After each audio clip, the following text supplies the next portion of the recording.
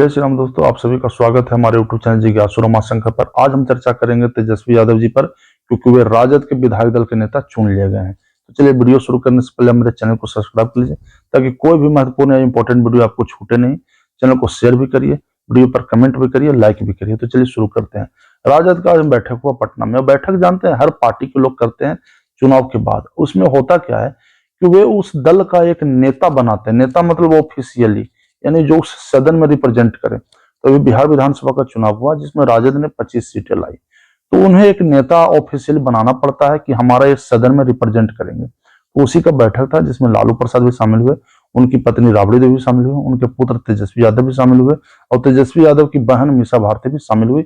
मनेर के विधायक भाई वीरेंद्र भी शामिल हुए, सूरज भान भी शामिल हुए। तो इन सब नेताओं ने जाकर के बैठक की और बैठक में तेजस्वी यादव भावुक हो गए।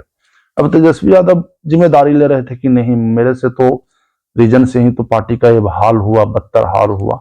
तो वे बोल रहे थे कि नहीं, मुझे विधायक दल का नेता मत चुनो, किसी दूसरे को चुनो। वे भावुक हो गए। होना भी चाहिए भाई, कम से कम इसके लिए मैं तेजस्वी यादव जी को मैंने अच्छा कहूंगा कि कम से कम वे जिम्मेदारी अपने माथे पर ली।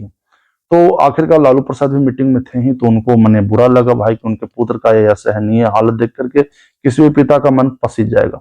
तो वे विधायकों को बोले कि इसे मनाओ जाकर। विधायक वहां थे ही, तो उन सब ने और वरिष्ठ नेताओं ने जाकर तेजस्वी यादव को समझाया कि नहीं, आप ऐसा मत करिए, आप हमारे नेता हमेशा रहेंगे।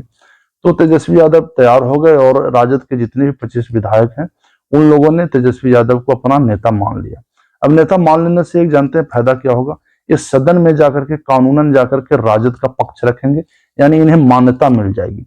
और ये विपक्ष के भी समझिए तो प्रबल दावेदार होंगे, वो मिल ही जाएगा दर्जा कि 243 सीट में कम से कम 10वां हिस्सा होना चाहिए विपक्षी दल बनने के लिए।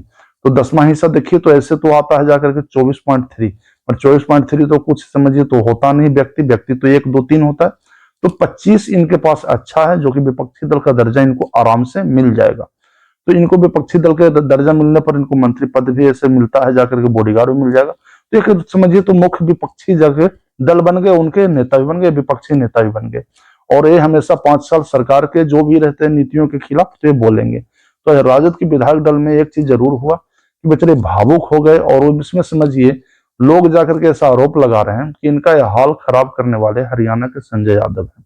अब हरियाणा के संजय यादव हैं कौन, मैं बताता हूँ।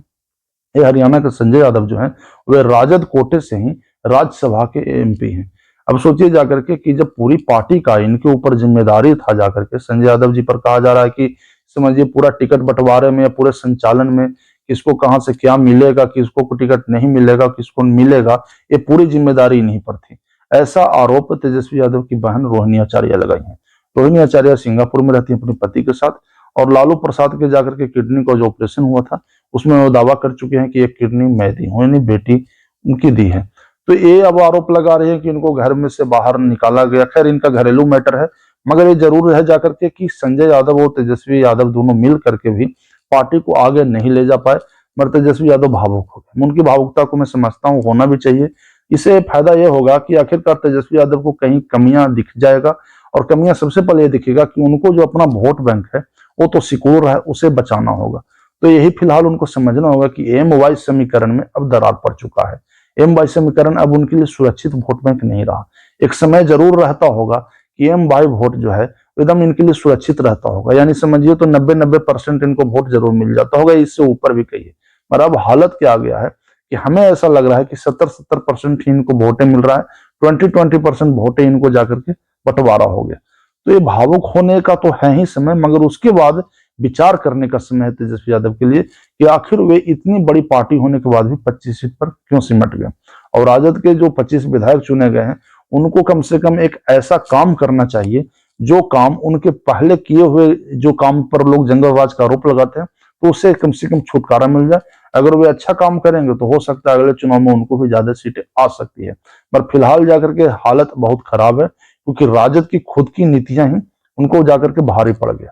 जंगल राज का शब्द राजद को पीछा ही नहीं छोड़ रहा है।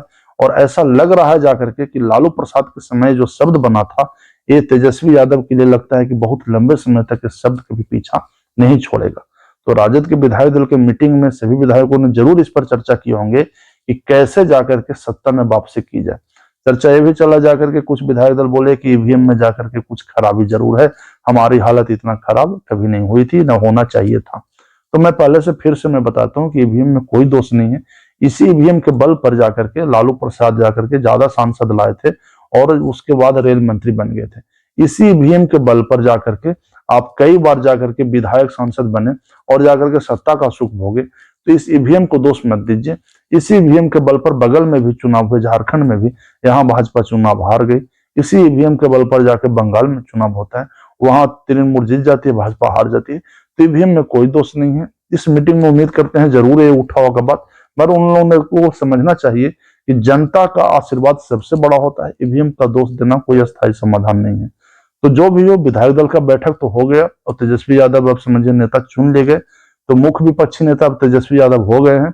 उम्मीद करते हैं जब नीतीश जी जाकर के विधायक दल के नेता चुने जाएंगे पूरे नए एनडीए कोटे से, तो वे मुख्यमंत्री पद की शपथ लेंगे, तो तेजस्वी यादव जरूर उसमें शामिल होंगे। तो एक ऐसा माहौल बन जाएगा कि 5 साल के लिए तेजस्वी यादव को ये जरूर सोचने का मौका मिल जाएगा कि आखिरकार हमारे पास जो सीटें आई उसकी किस वजह से आया। ये समय उनको जरूर 5 साल मिल जाएगा। तो चलिए, वीडियो अगर अच्छा लगा हो तो जरूर इसे शेयर करिए, कमेंट करिए, लाइक करिए। धन्यवाद।